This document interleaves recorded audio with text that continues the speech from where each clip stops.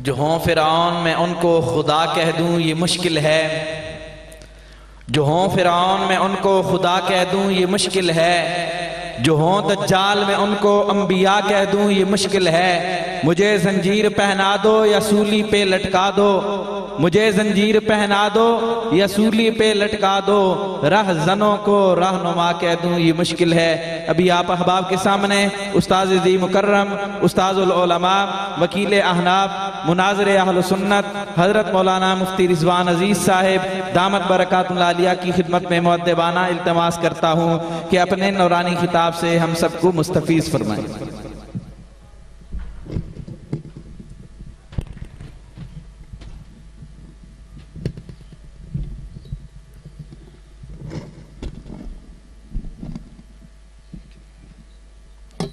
السلام علیکم ورحمۃ اللہ وبرکاتہ۔ ماشاءاللہ اسٹیٹ سیکرٹری صاحب میرے شاگرد بھی ہیں اور بڑے کہہ رہے ہیں مؤدبانہ درخواست ہے، حالانکہ حقیقت یہ ہے کہ یہ حاکمانہ درخواست ہے۔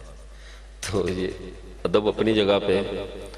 ابھی مسئلہ یہ ہوا کہ میرا خیال مولانا اللہ وسیع صاحب کا وقت لیا ہوا تھا اور حضرت نے آنا تھا، ایک فوتگی ہو گئی اور حضرت ادھر چلے گئے، اور میں تقریباً جمعے کے دن سے مسلسل صاحب فراش ہوں، بخار، نزلہ، زکام اور سینے کے درد کی وجہ سے۔ پچھلے ہفتے چونکہ رشیا کے روس کے دورے پہ تھا تو تاشقند میں اچانک وہ برف باری شروع ہوئی تو میں سردی کا شکار ہو گیا، سردی لگ گئی۔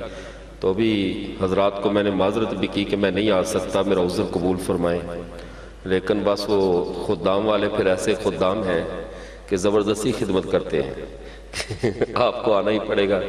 پھر یہ پاکستان کی ایک واحد ایسی نظریاتی جماعت ہے جس کے کارکن سے لے کر بڑوں تک ہمیں اپنے اکابر کی جھلک نظر آتی ہے، ان کا اخلاص، ان کی محبت نظر آتی ہے۔ جب پھر بڑے حضرت کا فون آیا، صبح سے تو میں کافی جان چھڑا رہا تھا، یہ میرا شاگرد ہے مولوی احسان الحق، تو میں نے کہا میں ان کو بھیج دیتا ہوں، کفارہ ادا کر دیں گے تو مجھے معذرت میری قبول کریں۔ لیکن جب پھر بڑے حضرت کا حکم آ گیا تو فرار کا کوئی راستہ نہیں بچا، تو اس لیے میں ایک آج قیدی کی حیثیت سے یہاں پر موجود ہوں۔ جو بھی سینے میں درد اب بھی ہے، گلے میں بھی خراش ہے، اس لیے میں شاید جس طرح آپ چاہتے ہیں ویسی بات تو نہ کر سکوں، لیکن ہمارے آقا صلی اللہ علیہ وسلم کا جو ذکر ہے، ان کے حوالے سے جو بات ہے وہ جس طرح بھی ہو ہمارے ایمان کو جلا بخشتی ہے۔ آپ دعا فرمائیں اللہ مجھے یہ توفیق بخشے۔ ابھی بھی میں شدید بخار میں بیٹھا ہوا ہوں اور اللہ تعالیٰ مجھے صحت بھی دے، میرے لیے بھی دعا کیجیے، خصوصی طور پہ آگے کانفرنس بھی آ رہی ہے، اس کی بھی مصروفیات ہیں، اور تھوڑی سی کچھ معروضات پیش کرنے کی بھی اللہ ہمت عطا فرما دے۔ تو آپ چاہتے ہیں کچھ معروضات ہو جائیں تو پھر خلوص دل سے دعا بھی کر دیں کہ اللہ تعالیٰ صحت عطا فرما دے۔ نحمدہ و نصلی علی رسولہ الکریم، اما بعد فاعوذ باللہ من الشیطان الرجیم، بسم اللہ الرحمن الرحیم۔ قال النبی صلی اللہ علیہ وسلم انا حزکم من الانبیاء وانتم حزی من الامم، او کما قال علیہ السلام۔ معزز سامعین، میں نے آپ حضرات کے سامنے ایک چھوٹی سی حدیث مبارکہ بیان کی ہے، جو حدیث کے الفاظ تو مختصر ہیں لیکن ان میں جو شہد اور مٹھاس بھری ہوئی ہے، اگر اس شہد اور مٹھاس کو سمندروں پہ تقسیم کیا جائے تو ان کی کڑواہٹ ختم ہو جائے، اس کی روشنی کو پھیلایا جائے تو دنیا سے اندھیرے غائب ہو جائیں۔ نبی کریم صلی اللہ علیہ وسلم نے ہمیں مخاطب کر کے فرمایا، نبی تو بہت سے ہیں، انا حزکم من الانبیاء، تم اتنے خوش قسمت ہو کہ نبیوں میں سے جو نبی تمہارے حصے میں آیا ہے وہ میں ہوں، وانتم حزی من الامم، دنیا میں امتیں تو بہت ساری ہیں لیکن جو امت میرے حصے میں آئی ہے وہ تم ہو۔ اب عقیدہ ختم نبوت کے حوالے سے اگر نبی کریم صلی اللہ علیہ وسلم خاتم النبیین ہے، ان کا منصب ہے، تو ختم امت ہونا یہ ہمارا منصب ہے۔ اگر ہم رسول اللہ صلی اللہ علیہ وسلم کو خاتم النبیین نہ سمجھیں تو ہم ختم امت نہیں رہتے۔ ہمارا اعزاز، ہماری عظمت کی بقا بھی اسی بات میں ہے کہ ہمارے آقا آخری نبی رہے۔ ہمارے آقا آخری نبی نہ رہے تو ہم آخری امت نہیں رہتے۔ جو اعزاز اللہ نے ہمیں بخشا ہے، نبی کریم صلی اللہ علیہ وسلم نے ارشاد فرمایا، انما الاعمال بالخواتیم، عملوں کا دار و مدار خاتمے پر ہے۔ کائنات میں کون آخر میں ہے، کس کی عظمت آخری عظمت ہے، کس کے سر پہ آخری ہونے کا تاج رکھا جاتا ہے، کون ہے جس کے سر پہ آخری ہونے کا صحرا باندھا جاتا ہے، اس کا فیصلہ ہو چکا۔ آخری نبی ہمارے، آخری امت ہم، انا آخر الانبیاء و انتم آخر الامم، میں ان نبیوں میں آخری، تم امتوں میں آخری، اور اللہ کے ہاں فیصلہ آخری عمل پہ ہوتا ہے۔ تو جب اتنی بڑی عظمت ہمیں ہمارے رسول صلی اللہ علیہ وسلم دے کر گئے ہیں، تو وہ کون سا بدبخت انسان ہوگا جو اپنے حصے کی یہ عظمت چھوڑ دے، اپنے نبی سے نسبت کو توڑ دے اور آخری امت سے نکل کر کوئی اور امت بننے کے چکر پہ چلا جائے۔ اس سے بڑا کائنات میں بدقسمت انسان کوئی نہیں ہے۔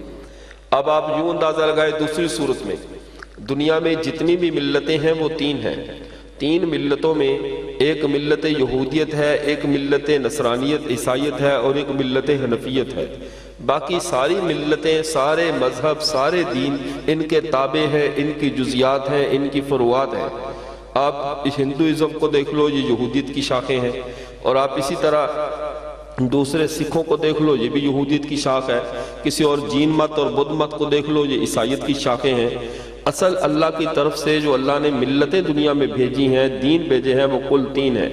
ان تین ملتوں میں پہلی ملت یہودیت ہے، دوسری ملت اور دوسرا دین دین عیسائیت ہے، اور تیسری ملت اور تیسرا دین دین حنفیت جسے دین اسلام کہتے ہیں، یہ ہے۔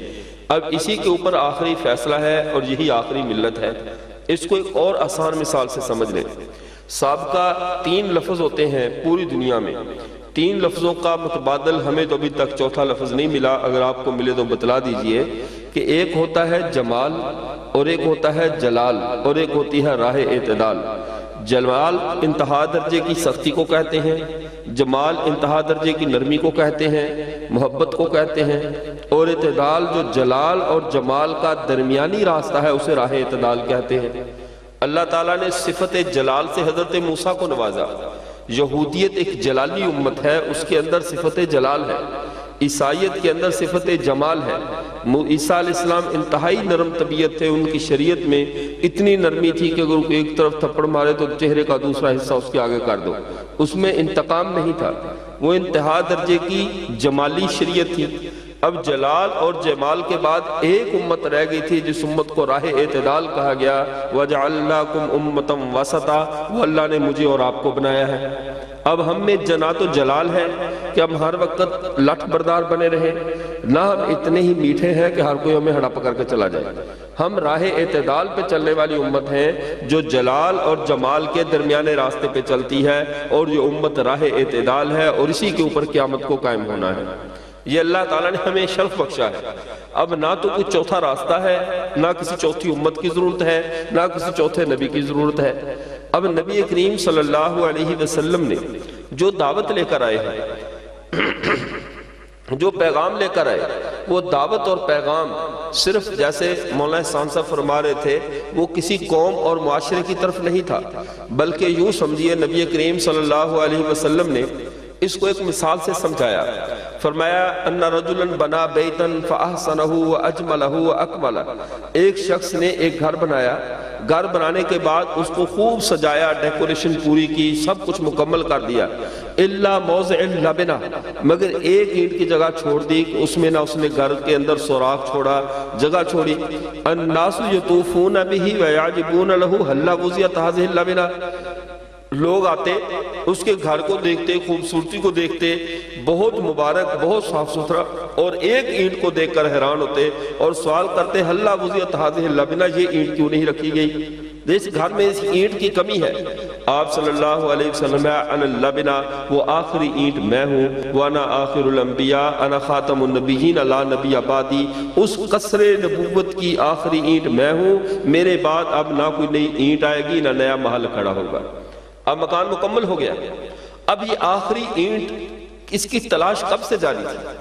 کیا اس کی تلاش اس امت نے کرنی ہے؟ اس کی تلاش کب سے جاری ہے؟ آج اس میری تقریر کو سبق کے طور پہ سن لیں، جیسے کلاس میں پڑھایا جاتا ہے کہ میری طبیعت ساتھ نہیں دے رہی، ٹھیک ہے نا جی؟ تو آج سبق کے طور پہ پڑھ لیں گے نا انشاءاللہ۔ آپ صلی اللہ علیہ وسلم نے اس اینٹ کی تلاش میں سابقہ امتیں سرگرداں رہیں۔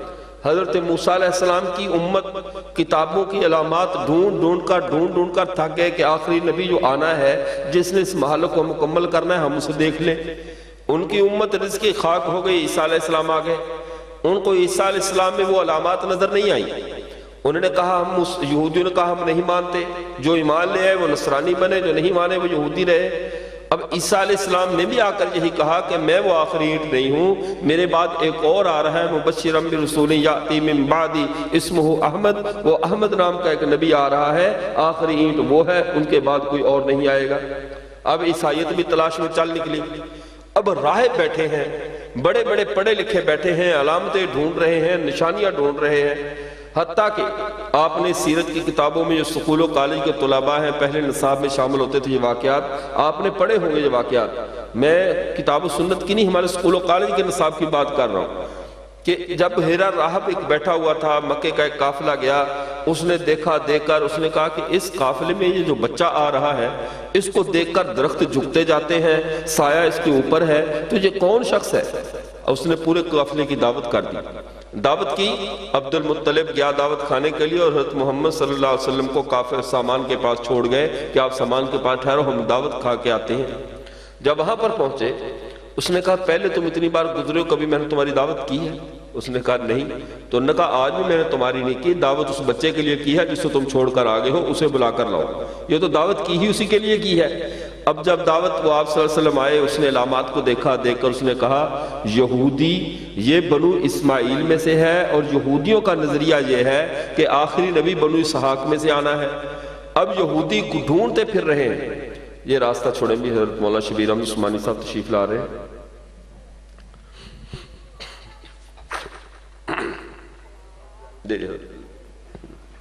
بسم اللہ۔ تو بس حضرت آگے انشاءاللہ باقی کمی حضرت پوری کر دیں گے، بس مختصر بات کو کرتا ہوں۔ اب انہوں نے کہا کہ یہ آپ ان کو ساتھ لے کر واپس چلے جائیے، ایسا نہ ہو کہ یہودی انہیں شہید کر دیں صرف اس بنیاد پر کہ وہ علم الانساب کے ماہر ہیں، وہ نسب کو جانتے ہیں۔ یہودیوں کا نظریہ یہ تھا کہ آخری جو نبی آئے گا وہ بنو اسحاق میں سے آئے گا، یہ تو بنو اسماعیل میں سے ہے، تو وہ اس کو برداشت نہیں کر پائیں گے۔ حضرت عبد المطلب، خواجہ عبد المطلب نے آپ صلی اللہ علیہ وسلم کو واپس مکہ میں بھیج دیا۔ اب علامات سے یہودی ڈھونڈتے پھر رہے ہیں، کس چیز کو؟ آخری اینٹ کو۔ کس کو ڈھونڈ رہے ہیں؟ آخری اینٹ کو، کہ ہمارا محل نامکمل ہے۔ الناس یطوفون بہ ویعجبون لہ ہلا وضعت ہذہ اللبنہ، قصر نبوت مکمل نہیں ہو رہا، وہ اینٹ کدھر ہے؟ اس اینٹ کی تلاش میں ڈھونڈ رہے ہیں۔ حضرت ابو سعید خدری رضی اللہ تعالیٰ عنہ یہ وہاں پر جب عراق کے اندر گئے، عراق میں دیکھا تو ایک آدمی آوازیں لگا رہا، تم میں کوئی ہے ایسا جو عرب سے آیا ہو؟ بتایا گیا کہ وہ ایک طبقہ ہے، ایک قافلہ آیا ہوا ہے۔ اب وہ پوچھ رہا ہے کہ بتلاؤ کوئی ایسا شخص ہے جس شخص نے نبوت کا دعویٰ کیا ہو اور یہ اس کی صفات ہیں؟ انہوں نے کہا ابھی تک تو ظاہر نہیں ہوا۔ کہہ رہا یاد رکھو ان قریب ظاہر ہونے والا ہے، اور وہی قصر نبوت کی آخری اینٹ ہے۔ اب نشانیاں تلاش آپ صلی اللہ علیہ وسلم سے اس سے بھی پہلے چلے جاؤ۔ یہودیوں کا پہلے ایک مالک طبہ حمیری گزرا ہے۔ طبہ حمیری وہ شخص ہے جس کے بارے میں کتاب الاوائل میں علامہ ابن عروبہ رحمۃ اللہ علیہ نے لکھا ہے کہ خانہ کعبے کو پہلا غلاف پہلانے والا کپڑے کا یہ شخص طبہ حمیری ہے۔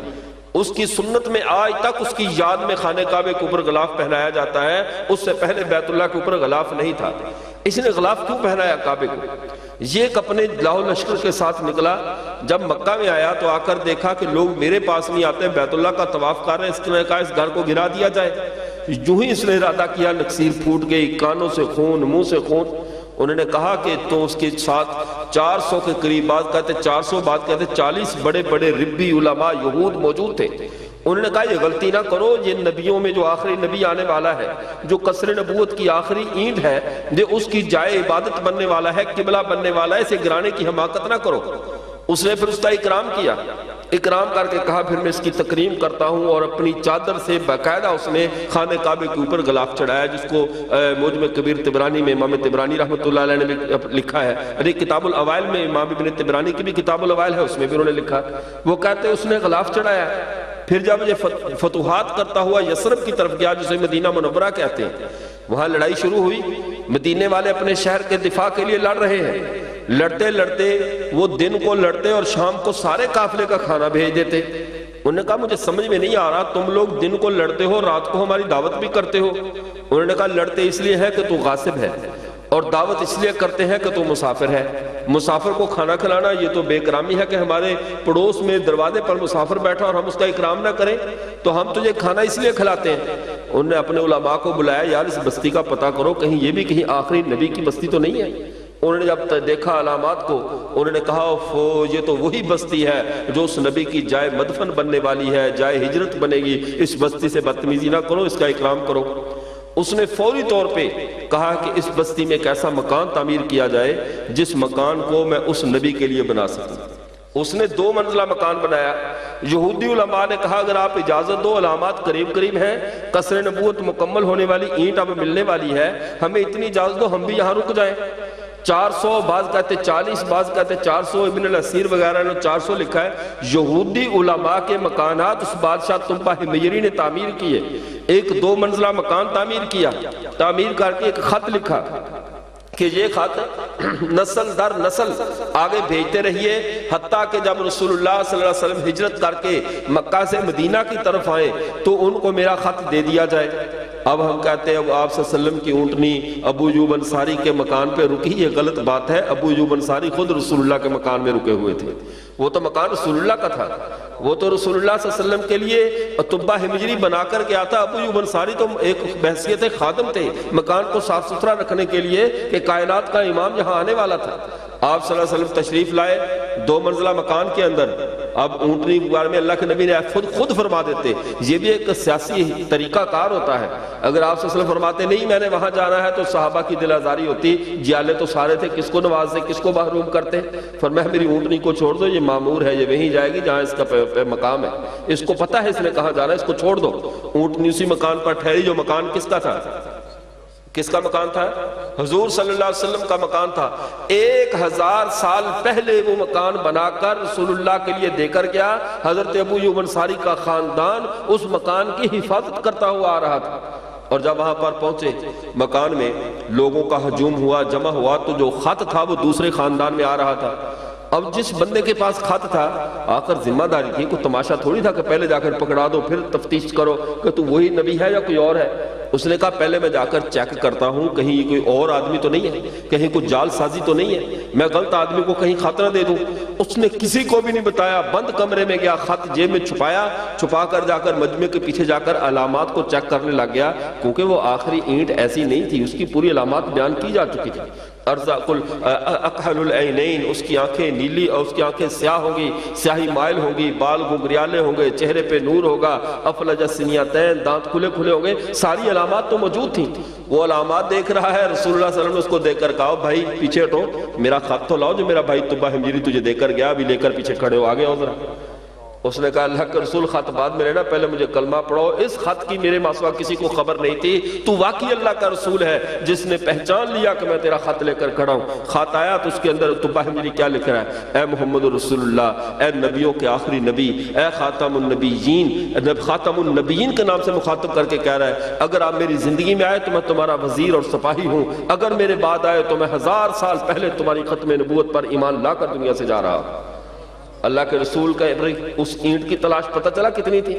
اب جب وہ اینٹ آ گئی، اب سابقہ امتوں کی 2 ٹینشنیں تھیں، اور اس امت کو رحمت للعالمین نے ان ٹینشنوں سے آزاد کر دیا۔ پہلی امتوں کی ڈیوٹی کیا تھی؟ تم کھانا بدوش بن کر رہو، تم ہمیشہ سفر میں رہو، تم ڈھونڈتے رہو، تلاشی علامتیں دیکھو، کبھی تنبہ حمجری ڈھونڈنے کے لیے نکل رہا ہے، کبھی بحیرہ راہب نکل رہا ہے، کبھی نوفل نکل رہا ہے، کبھی فلاں نکل رہا ہے۔ ساری امتیں کھانا بدوش رہیں، کس کی تلاش میں؟ آخری اینٹ کی تلاش میں، کہ محلہ ہمارا مکمل ہو جائے۔ کیوں؟ کیونکہ لوگ دیکھ کر کہہ رہے حلہ وزیت حاضر لبنا، یہ اینٹ ابھی رکھی کیوں نہیں گئی؟ اب جب سارے تلاش میں تھے، سب کے ذمہ 2 کام تھے، نئے آخری نبی کو تلاش بھی کرنا ہے اور پھر اس پر ایمان بھی لانا ہے، تلاش بھی کرنا ہے اور ایمان بھی لانا ہے۔ نبی کریم صلی اللہ علیہ وسلم کی رحمت للعالمینیت پہ قربان جائیں، آ کر ان دونوں ٹینشنوں سے امت کو آزاد کر دیا۔ اب کیا فرمایا؟ فرمایا میں آخری اینٹ ہوں، انا اللبنہ، وہ اینٹ آ چکی، محل مکمل ہو چکا، انا خاتم النبیین لا نبی آبادی، اب تمہیں تلاش کرنے کی ضرورت نہیں ہے، تم نے گھروں سے باہر نہیں نکلنا، خانہ بدوشی کا دور ختم ہو گیا، آدم سے لے کر عیسیٰ تک، عیسیٰ سے لے کر رسول اللہ صلی اللہ علیہ وسلم تک امتیں رہے سفر میں، کرتی رہے تلاش۔ تمہیں نہ تلاش کرنے کی ضرورت ہے، تلاش کرنا تو دور کی بات، کوئی خود چل کر بھی تمہارے پاس آ جائے تو تمہیں نہیں ماننا، تمہیں نہیں ماننا۔ کیوں؟ میں آخری ہوں، میرے بعد کوئی نیا نبی۔ اور فرمایا اچھا اللہ کے رسول، سوال پیدا ہوتا تھا، آپ نے تو کہا ماننا نہیں ہے، اگر کوئی آ گیا دعویٰ کیا تو اس کی حیثیت کیا ہے؟ اب یہ مسئلہ ٹیکنیکل ہے، یہ مسئلہ سمجھنے کا ہے۔ علماء تو سوال کر لیں گے، علماء تو دلائل چیک کر لیں گے، علماء تو پرکھ لیں گے کہ یہ بات سچ ہے یا غلط ہے۔ عوام الناس کیا کرے؟ عقیدہ تو ختم نبوت کا اتنا ضروری عقیدہ ہے، عقائد کے علماء نے صراحتاً لکھا ہے، عقیدۃ العالم فی الفرق بین الکفر والاسلام میں علامہ خالد محمود صاحب نے 20 فقہائے متکلمین سے یہ بات نقل کی ہے، جو شخص یہ بات تو جانتا ہے کہ اللہ کے رسول محمد صلی اللہ علیہ وسلم اللہ کے نبی ہیں، اور یہ نہیں جانتا کہ وہ اللہ کے آخری نبی ہے یا نہیں ہے، یہ شخص بھی مومن نہیں ہے، یہ شخص بھی مسلمان نہیں ہے۔ جس طرح رسول اللہ کو نبی ماننا ضروری ہے، آخری نبی ماننا بھی ضروری ہے۔ جو نبی تو ماننے پر آخری نہ مانے، یہ مسلمان نہیں ہو سکتا۔ اتنا یہ سخت مسئلہ ہے۔ تو ہمارے دیہاتی، یہ جہاں پر جو وہی خطیب آتا ہے جس کو میری طرح زبردستی بلایا جائے اتنے دور دراز دیہاتوں میں، تو ان کو کیسے پتا چلے گا کہ اللہ کے نبی کل کو کچھ دلیلیں لے کر آ جائے، 50 حوالے لے کر آ جائے، آسمان پہ اڑتا ہوا دکھا دے۔ اللہ کے رسول صلی اللہ علیہ وسلم نے عقیدہ بنیادی تھا، دلیل ایسی دے دی کہ ہمارا جاہل، دیہاتی، ان پڑھ دکاندار بھی اس مسئلے پہ مناظر ختم نبوت بن گیا۔ تمہیں یہ کہنے کی ضرورت نہیں ہے تشریف لا رہے ہیں مناظر ختم نبوت، جہاں سب بیٹھے ہو تم سب کے سب مناظر ختم نبوت، کسی اور مسئلے کے مناظر بنو نہ بنو، رسول اللہ صلی اللہ علیہ وسلم نے ایک ہی تو تمہیں سبق پڑھایا ہے، اور وہ سبق ہے ختم نبوت کا مناظرہ، ختم نبوت کا۔ اور مناظرہ کے لیے ایک دلیل سکھا دی، جس دلیل کے بعد دنیا جہان کے دلائل آ جائیں، تم میں سے ہر بندہ مناظر ہے، اور وہ مناظرہ جیتے گا، ہارے گا نہیں۔ اللہ کے رسول ایسے مناظر بنا کر گئے ہیں، جس کو نورانی قاعدہ نہیں آتا وہ بھی مناظر ہے، جس کو ایک لفظ نہیں آتا وہ بھی مناظر ہے۔ یہ مناظر میں نے نہیں بنایا، کسی شہین ختم نبوت نے نہیں بنایا، یہ خاتم النبیین نے تمہیں مناظر بنایا ہے۔ وہ کیسے مناظر بنایا؟ آپ صلی اللہ علیہ وسلم یاتون من بعدی 30 او اکثر کذابون دجالون، میرے بعد 30 یا 30 سے بھی زیادہ کذاب اور دجال آئیں گے۔ یہ نہیں کہا نہیں آئیں گے، فرمایا آئیں گے۔ کلہم یزعم انہ نبی، ہر ایک کے دماغ میں یہ وائرس آ چکا ہوا کہ میں نبی ہوں، لیکن یاد رکھو انا خاتم النبیین لا نبی بعدی، میں آخری نبی ہوں، میرے بعد کوئی نبی نہیں ہے۔ اب تمہاری ڈیوٹی علامات کو دیکھنا نہیں ہے جیسے طبہ ہمجری دیکھتا رہا، تمہاری ڈیوٹی اس خط لانے والے کی طرح پرکھنا نہیں ہے، تمہاری ڈیوٹی صرف ایک کر دی گئی ہے کہ میں آخری ہوں، اب جو بھی آئے تم نے صرف انکار کرنا ہے۔ انکار کرنے کے لیے دلیل کی ضرورت نہیں ہوتی، انکار کرنے کے لیے دلیل کی ضرورت ہے۔ اب آپ مناظر بنے یا نہیں بنے، تم اپنے نام کے ساتھ بھی لکھو ہم مناظر ختم نبوت ہیں۔ کیوں؟ ہم نے جب اپنے نبی کے بعد کسی نئے کو ماننا ہی نہیں ہے تو آسمان پہ زمین کو چیر کے رکھ دیں، ہمیں اس سے کیا غرض؟ جب خان آف قلات جو تھا، جس کے پاس بشیر الدین جو نور الدین کے بشیر الدین محمود یہ دعوت لے کر گیا، خان آف قلات پٹھان، اس معاملے میں اللہ نے ان کو نوازا جہاں سوئی اڑ جائے وہ عقیدے کے معاملے میں پھر پیچھے ہٹنے کا نام نہیں لیتی۔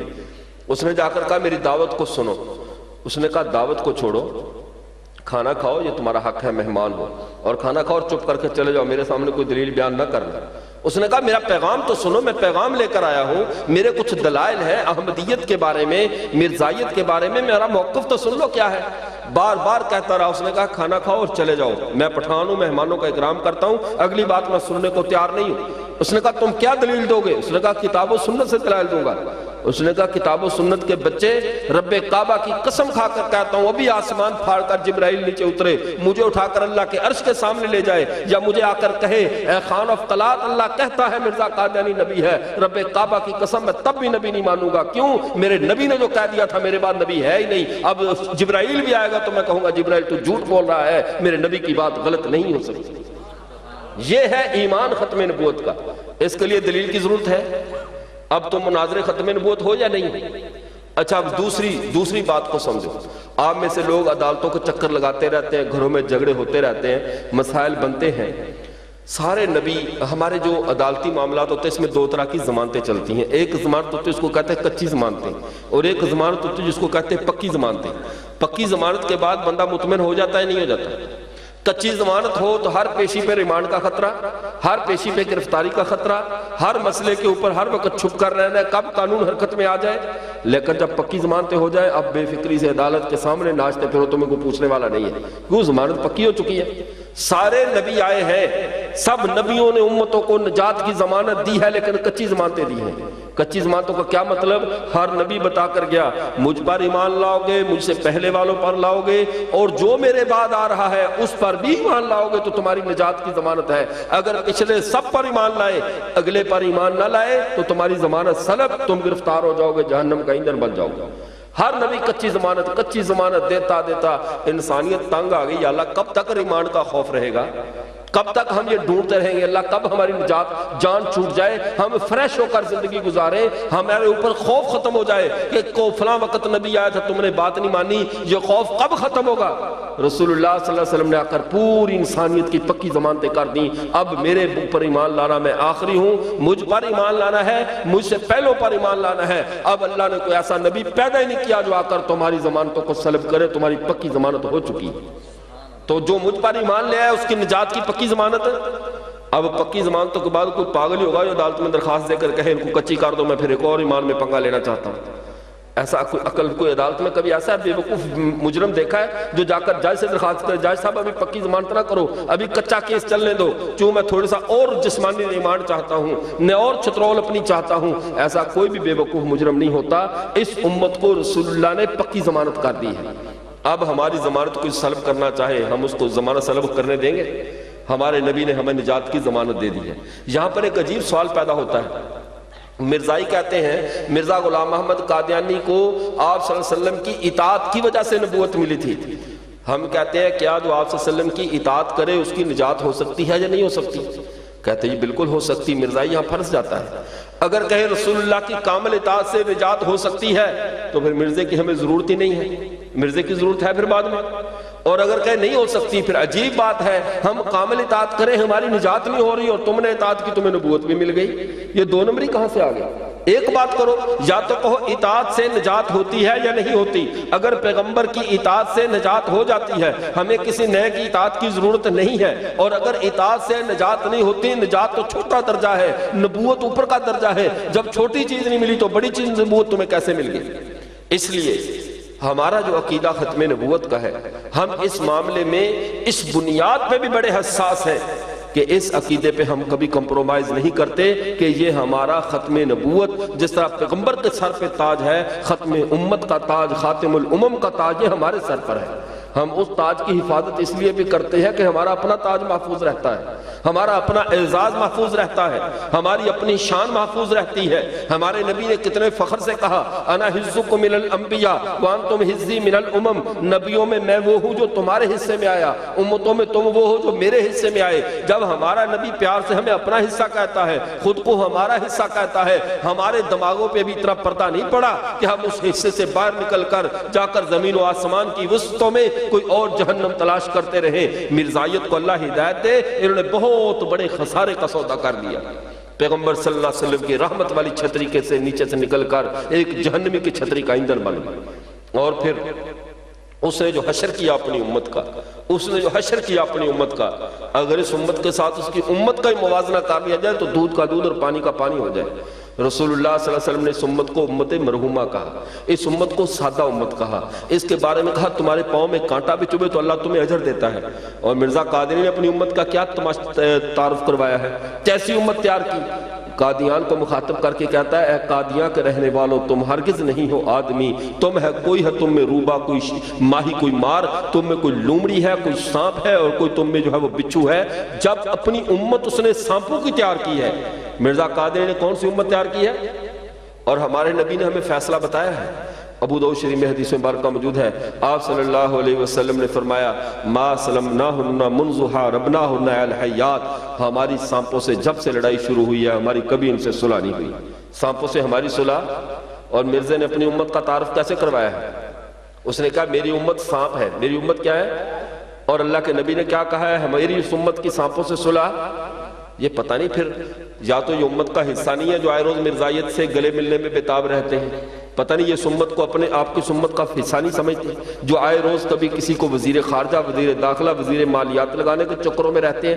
رسول اللہ صلی اللہ علیہ وسلم نے فیصلہ فرما دیا وہ سانپ ہیں اور میری امت کی سانپوں سے صلح نہیں ہو سکتی۔ مرزا نے کہا میری امت سانپ ہے اور ہماری سانپوں سے صلح نہیں ہوگی، اس لیے کہ ہم ختم نبوت پہ ایمان رکھتے ہیں، ہمارے نبی کا جو فیصلہ ہے وہ برحق ہے، ہم سب مناظر ہیں، ہمیں ختم نبوت کے لیے کسی دلیل کی ضرورت نہیں ہے۔ امام اعظم ابو حنیفہ رحمۃ اللہ علیہ جیسا نرم انسان جس کی فقہ اپنی نرمی کے باعث پوری روئے زمین پر پھیلی ہے، اور اتنا نرم انسان کہ ہر مسئلے میں جب شیطان انسانوں کو پھنساتا ہے امام ابو حنیفہ نکال کے بندے کو سائڈ پہ کھڑا کر دیتا ہے۔ ایسے تو نہیں رسول اللہ صلی اللہ علیہ وسلم فقیہ واحد اشد علی الشیطان من الف عابد، ایک فقیہ شیطان پر 1000 عبادت گزار سے زیادہ سخت ہے، 1000 عبادت گزار سے۔ اس پر میں ایک لطیفہ سنا کر بات کو ختم کر دوں۔ میرا خیال آپ کے اور حضرت کے درمیان، میرے گلے سے آپ حد تنگ آئے ہوئے ہیں تو میں درمیان میں حال نہیں ہوتا۔ ایک آدمی نے، آپ امام صاحب کی فقہ کی نرمی دیکھو اور امت کے لیے آسانی کے راستے دیکھو، قسم کھا لی کہ رمضان میں اپنی بیوی سے ملاقات کروں گا دن کے وقت۔ اب رمضان میں دن کے وقت ملاقات تو آپ لفظ ملاقات سے آپ سمجھ رہے ہیں، تو یہ کیا روزے کی حالت میں ممکن ہے؟ اب 2 گناہوں میں سے ایک گناہ ضرور کرے گا، یا روزہ چھوڑے گا یا قسم توڑے گا۔ پھنس گیا۔ سب علماء نے کہا ایک کام تو ہوگا، اب یا روزہ چھوڑنے کا گناہ یا قسم توڑنے کا گناہ۔ شیطان بھی خوش ہے کہ میں نے بندے کو کہاں پھنسا دیا، اب یہ ایک گناہ کرے ہی کرے، یا روزہ چھوڑے یا قسم توڑے۔ امام صاحب کے پاس بات کی، کہا بیوی کو لے کر سفر پہ چلا جائے، مسافر پہ روزہ فرضی نہیں ہے، اپنی قسم پوری کرے اور واپس آ جائے۔ آسان حل یہ ہوتا ہے فقیہ۔ بندہ پھنسا کھڑا ہے، فرمایا مسافر بن جا، مسافر بن جائے گا تو سفر کے اندر روزہ فرض ہے تو روزہ چھوڑنے کا گناہ ہوگا، قسم پوری کر لے قسم توڑنے کا گناہ ہوگا۔ اب شیطان کیوں پریشان نہ ہو؟ ایسا نرم طبیعت امام بھی جب عقیدہ ختم نبوت کی باری آئی، فرمایا من ادعى النبوۃ فطلب منه علامۃ فقد کفر۔ ایک شخص نے نبوت کا دعویٰ کیا اور دوسرے نے کہا مجھے دلیل دو، تیری دعوے نبوت کی کیا دلیل ہے؟ یہ دلیل مانگنے والا بھی کافر ہو جائے گا۔ اتنی سختی ہے اس مسئلے پہ، کیوں؟ دلیل وہاں طلب کی جاتی ہے یہاں شک ہو۔ عقیدہ ختم نبوت میں شک تو کفر ہے، عقیدہ ختم نبوت میں ذرا برابر بھی شک کفر ہے، اس لیے کبھی بھی کسی منکر ختم نبوت سے دلیل طلب نہیں کرنی۔ تو ہمارے لیے کیا وہ دلیل کافی نہیں ہے جو تمہارا نبی تمہیں سکھا گیا کہ میں آخری ہوں، میرے بعد کوئی نیا؟ اچھا اس امت کے اعزاز دیکھو، اچھا ہماری قیادت کی اور آ کر سنبھالے، ہم پاگل ہیں؟ اللہ کے رسول ہمیں کہاں کھڑا کر کے گئے ہیں؟ کس نے بڑے منصب پہ ہمیں پہنچا کر گئے ہیں؟ ہم کسی اور کو بات کیوں بنائیں؟ رسول اللہ صلی اللہ علیہ وسلم امام الانبیاء ہیں۔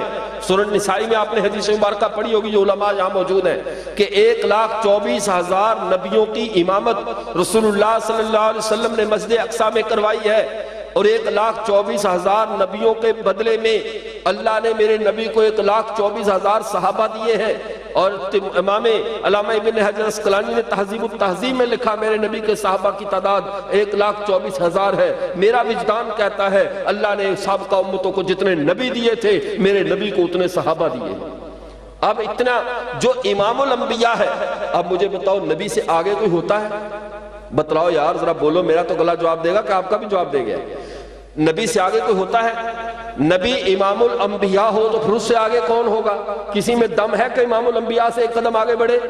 اور نبی نبیوں کا امام، اور وہ امام یہاں پر آیا، اس امت کی تربیت اتنی کی، اتنا اس امت کو روحانی درجے پہ اتنا بلند کر دیا کہ عبد الرحمن ابن عوف رضی اللہ تعالیٰ عنہ مصلی رسول پہ کھڑے ہیں اور رسول اللہ صلی اللہ علیہ وسلم پیچھے کھڑے ہو کر نماز پڑھ رہے ہیں، دنیا کو بتلا رہے ہیں میں جو نبیوں کا امام ہوں، میری امت امام الانبیاء کے آگے کھڑی ہو کر نماز پڑھا رہی ہے کہ اس کے بعد کوئی ایسا شخص نہیں آ سکتا جو اس امت کے آگے آ کر کھڑا ہو جائے، اس لیے کہ یہ امت روحانی طور پہ اتنی بلند ہو چکی ہے۔ 17 نماز ابو بکر صدیق کے پیچھے پڑھ کے، 2 نماز عبد الرحمن ابن عوف کے پیچھے پڑھ کے اللہ کے نبی نے قیامت تک انسانوں کو پیغام دے دیا میری امت کی روحانی پرواز بہت بلند ہے۔ جب امام الانبیاء ان کے پیچھے کھڑا ہو سکتا ہے تو بعد میں عیسیٰ علیہ السلام بھی آئیں گے تو اسی امت کے پیچھے مہدی کے پیچھے کھڑے ہوں گے۔ آگے اس امت کے کوئی نہیں اب کھڑا ہو سکتا، اس امت کے آگے اب کوئی نہیں کھڑا، کوئی کھڑا ہو سکتا ہے؟ اب کوئی آگے کھڑا ہو گیا تو کیا حشر ہوگا اس کا؟ اس کو یہ امت قبول کر لے گی؟ جس امت کے پیچھے امام الانبیاء نماز پڑھ کے روحانی ترقی اتنی بلند کر جائے، اس امت اب کسی اور کو امام نہیں بنا سکتی۔ یہ امت امامت کے اعلیٰ ترین درجے پر فائز ہے۔ اس لیے وہ لوگ جو کہتے ہیں نا امامت ایک اور امامت والا طبقہ بھی ہے نا، مرتبہ امامت بالا تر از مرتبہ نبوت اس، انہوں کو نبوت اور امامت ساری نبوت پیچھے کھڑی ہو کر اس پوری امت کو امام بنا چکی ہے۔ اس امت کا منصب امامت طے کیا جا چکا ہے، اب ان کے آگے آ کر کوئی کھڑا نہیں ہو سکتا۔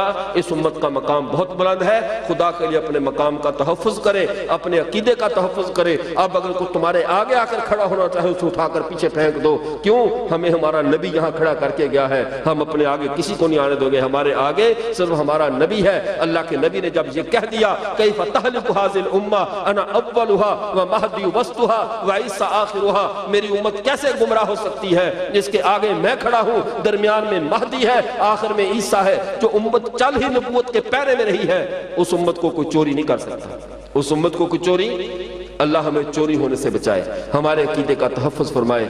وآخر دعوانا الحمدللہ رب العالمین۔ السلام علیکم ورحمۃ اللہ وبرکاتہ۔